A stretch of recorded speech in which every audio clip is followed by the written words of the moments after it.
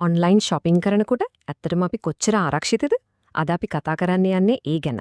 ලංකාවේදී සල්ලි වංචාකාරයන්ට අහු නොවි ආරක්ෂිතව ගෙවීම් කරන්නේ කොහොමද? ඒ වටේම ගැනුම්කරුවෙක් විදිහට අපේ අයිතිවාසිකම් මොනවද කියලා අපි හරියටම බලමු. හොඳයි. අපි මේ කතාවේ කොටස් 4කින් ඉස්සරහට අරන් යමු. මුලින්ම ලංකාවේ ඔන්ලයින් වංචා වෙන්නේ කොහොමද කියලා තේරුම් ගමු.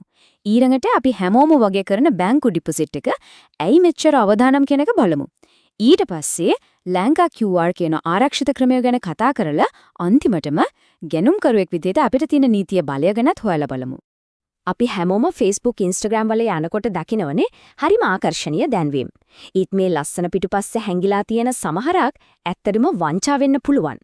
හරි. අපි බලමු මේ වංචාකාරියෝ හරියටම වැඩ කරන්නේ කොහොමද කියලා. මේ බලන්න පාරිභෝගික කටයුතු පිළිබඳ අධිකාරිය අධ්‍යක්ෂ අසේල බණ්ඩාර මහත්මයා මේ ප්‍රශ්නේ හරියටම පැහැදිලි කරනවා. එතුමා කියනවා මෙම පිටු බොහෝ විට දින කීපයකින් අතුරුදහන් වෙනවා. නැවත මතු වෙන්නේ අසුත් නම් වලින් විතරයි.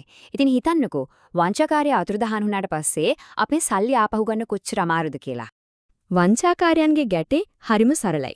ඒත් ඒක පුදුම විදිහට සාර්ථකයි. මෙන්න යාළගේ ප්ලෑන් එක. පියවර 1. අන්තර්ජාලයෙන් හොරකම් කරපු පින්තූර ටිකක් දාලා ලස්සන ව්‍යාජ පේජ් එකක් හදනවා. පියවර 2. හිතා ගන්නත් බැරි අඩු ගාණක් දාලා මිනිස්සුන්ව ඇද ගන්නවා. පියවර 3. අත්තිකාරමක් විදිහට බැංකුවට කෙලිම සල්ලි දාන්න කියනවා. ඉතින් අන්තිමට මොකද වෙන්නේ? බාණ්ඩෙත් නැහැ, සල්ලිත් නැහැ. මේකේ ලොකුම දේ තමයි මේ හැම දෙයක්ම කරන්නේ කිසිම හෝඩුවාවක් ඉතුරු නොකර අතුරුදහන් වෙන්න පුළුවන් විදිහට. එහෙනම් අපි කොහොමද මේ වගේ වංචාවක් අඳුනගන්නේ? හරි පාරිභෝගික කටයුතු පිළිබඳ අධිකාරියම අපිට මේකට පැහැදිලි අනුදුර ඇඟවීම් ටිකක් දීලා තියෙනවා. බලන්න ව්‍යාපාර ලියාපදිංචියක් ගැන කිසිම විස්තරයක් නැත්නම් කතා කරන්න තියෙන්නේ WhatsApp නම්බර එකක් විතරක් නම් එහෙමත් නැත්නම් අත්තිකාරම් ඉල්ලනව නම් අනිවාර්යයෙන්ම දෙපාරක් හිතන්න. ඒ විතරක් නෙවෙයි බාණ්ඩ ආපහු දෙලවඳ නැද්ද කියලා ප්‍රතිපත්තියක් නැති එකයි හරියටම තැනක් ලිපිනයක් නැති එකයිත් ලොකු අවදානම් සලකනු. හරි මේ වංචාවල තියෙන තවත් පොදු දෙයක් තමයි ඒ කියන්නේ වංචාකාරයෝ කැමැතිම ගෙවීම් ක්‍රමයක් තියෙනවා. අපි බලමු මේ මොකක්ද සහ ඒකයි මෙච්චර භයානක කියලා. ඇයි මේ වංචාකාරයෝ හැමතිස්සෙම කෙලින්ම බැංකුවට සල්ලි දාන්න කියන්නේ? හේතුව හරිම සරලයි. ඒ ක්‍රමේදී ගැනුම්කරුට ගනුදෙනුව පස්සෙන් පන්නන්න හරිම අමාරුයි. ඒ වගේම යම් ගැටලුවක් වුණොත් නීතියේ පිහිටක් ගන්න තියෙන ඉඩකඩත් හරිම අඩුයි. බලන්න කෙලින්ම බැංකුවට සල්ලි දාන එකයි ආරක්ෂිත QR ගෙවීමක් කරන එකයි අතර තියෙන වෙනස හරියට අහසයි පොළොවයි වගේ. බැංකු ඩිපොසිට් එකකදී ගනුදෙනුව හොයාගන්න අමාරුයි.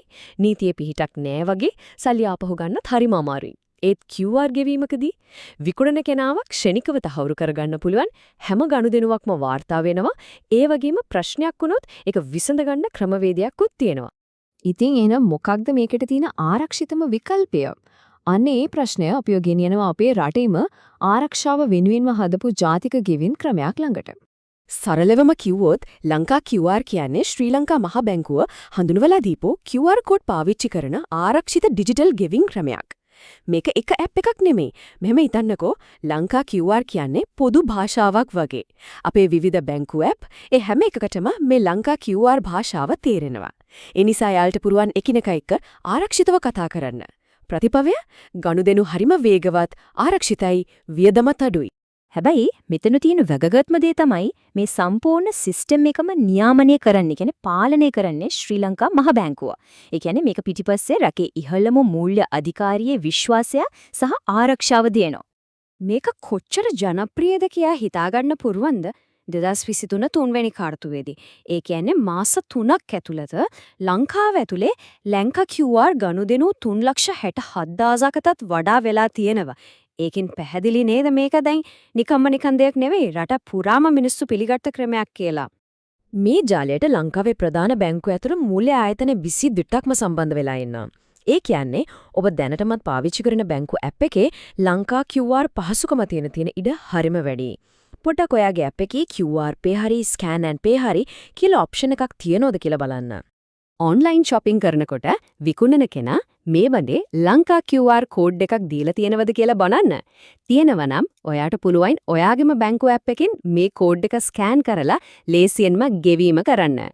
හරි. තාක්ෂණයෙන් ලැබෙන ආරක්ෂාව විතරක් නෙවෙයි නීතියත් ඉන්නේ අපේ පැත්තේ. ඔව් ඔන්ලයින් ගැනුම්කරුවෙක් විදිහට අපිට විශේෂ නීතියම ආරක්ෂාවක් තියෙනවා. 2003 අංක 9 දරන පාරිභෝගික කටයුතු පිළිබඳ අධිකාලිය පනත. අන්න ඒක තමයි ලංකාවේ පාරිභෝගික ආරක්ෂාවේ නීතිමය පදනම. මේ නීතියෙන් තමයි ඊ-වාණිජ්‍ය, ඒ කියන්නේ ඔන්ලයින් බිස්නස් ඇතුළුව හැම පාරිභෝගිකයෙක්වම ආරක්ෂා කරන්න රජයේ ආයතනයක් බලගන්වලා තියෙන්නේ.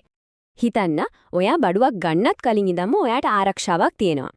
නීතියට අනුව ව්‍යාපාරවලට අපිව නොමග යවන දැන්වීම් දාන්න බෑ. විකුණනකොට තියෙන කොන්දිසි හැම එකක්ම පැහැදිලිව කියවන්න පුළුවන් විදියට සඳහන් කරන්නම ඕන. ඒ වගේම කස්ටමර් රිවිව්ස් දාන ක්‍රමය සාධාරණ වෙන්න ඕන. අනවශ්‍ය මාකටිං ඊමේල් එපා කියන්නත් අපිට අයිතියක් තියෙනවා. ඔබ ගෙවීමක් කරනකොටයි ඒකෙන් පස්සෙත් ඔයාගේ අයිතිවාසිකම් එහෙමමයි. ගෙවන්න කාලෙන් මුළු ඕඩර් එකේම සාරාංශයක් බලන්න ඔයාට අයිතියක් තියෙනවා. ගෙවුවට පස්සේ හැම ගාස්තුවක්ම ඇතුළත් රිසිට් එකක් ඉල්ලන්න. ආරක්ෂිත ගෙවීම් ක්‍රමයක් තෝරගන්න. ඒ වගේම ප්‍රශ්නයක් වුණොත් ඒක විසඳ ගන්න ක්‍රමයක් තියෙනවද කියලා තහවුරු කරගන්න. මේවා නිකන් දෙන දේවල් නෙවෙයි. මේවා ඔයාගේ අයිතිවාසිකම්. ඉතින් ලංකා SQR වගේ ආරක්ෂිත ගෙවීම් ක්‍රම ගැනත් අපේ නීතිමය අයිතිවාසිකම් ගැන දැන් අපි දන්නවා. මේක ඇත්තටම ඔන්ලයින් shopping කරනකොට අපේ අතර ලැබෙන ලොකු බලයක්. මේ දැනුමත් එක්ක ඊළඟ පාර ඔන්ලයින් ගනුදෙනුවක් කරද්දී ඔබ වඩාත්ම සැලකිලිමත් වෙන්නේ මොන කාරණා ගැනද?